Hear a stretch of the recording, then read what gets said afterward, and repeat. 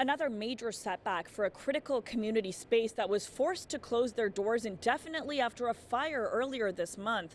The entire board of directors at Maggie's Toronto has now resigned. The remaining staff at the organization that supports Toronto's sex workers now fighting to keep it open. That's very scary, and it can be very intimidating to look at what rebuilding looks like after something like this.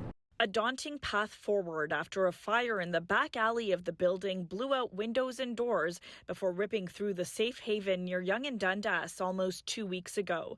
The damage will take months to repair and cost hundreds of thousands of dollars. Like well over $500,000 is being estimated.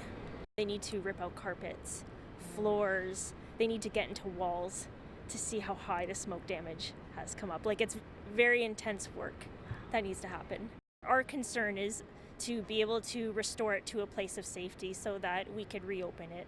Inside, the walls and stairs are scorched, ceilings are crumbling, and earlier this week, staff were forced to throw out all of their outreach and public health supplies.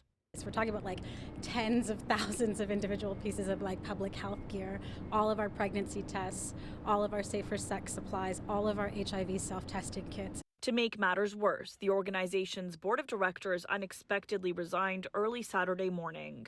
What initially started as rebuilding an organization post-fire has quickly turned into rebuilding an entire organization from the ground up. There's quite a bit of grief across the whole staff team at the organization as well. A community targeted by violence and abuse now has no place to go.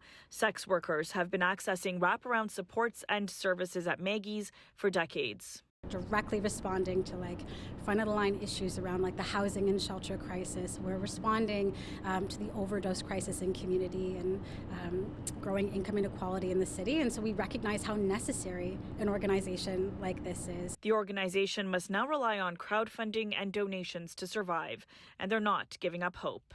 There's a lot of resilience at Maggie's, and we're going to recover from this. Staff here still have no update from police on the cause of the fire. We're told that investigation is still ongoing. For City News, I'm Tina Yazdani.